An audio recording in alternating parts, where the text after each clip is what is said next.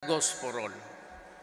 Sabi ko, alam mo kasi, kawawa ang Pilipino eh. Isang puser at mapabigyan lang niya 5, 6, 7 o palagay natin 15 persons buying Cebu every day.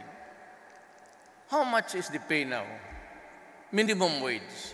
400, 350, yung iba 500. Pag uwi nila, di ba Cebu? Ano lang yan eh, damayan lang eh. Pag ito na-contaminate, maghanap talaga ito ng isang partner para mapabilihin niya yung konsumo niya, charge niya dito. So ito naman, magpabili yan kasi yung kikitain niya, libre na, ito naman tatamaan. So maghanap na naman ito ng ibang bata. Ganun yan.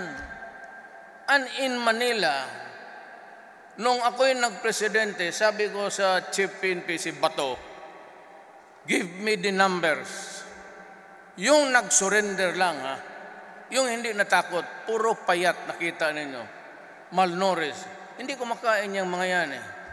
Sa bagay, kung lahat na adik Pilipino, wala na rin akong problema sa rice crisis. Hindi na kumakain itong mga puta.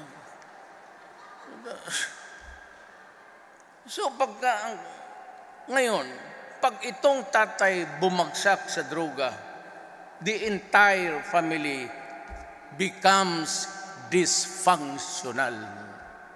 Wala na magdala ng pera para pagkain, ang eskwela ng bata, tabla na. Yung ibang bata, babae, at an early age, lalo na kung mahirap. They go to prostitution. Yung iba mag-suicide.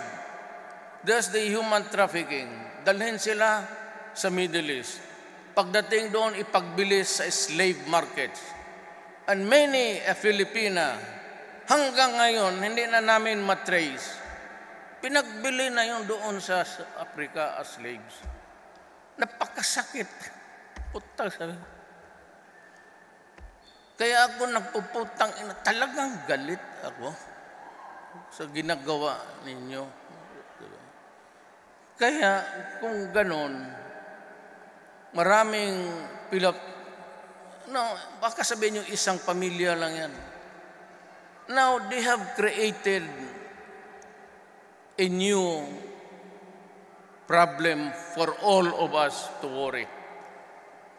Alam mo, pag natamaan ng droga at 6 months constant use,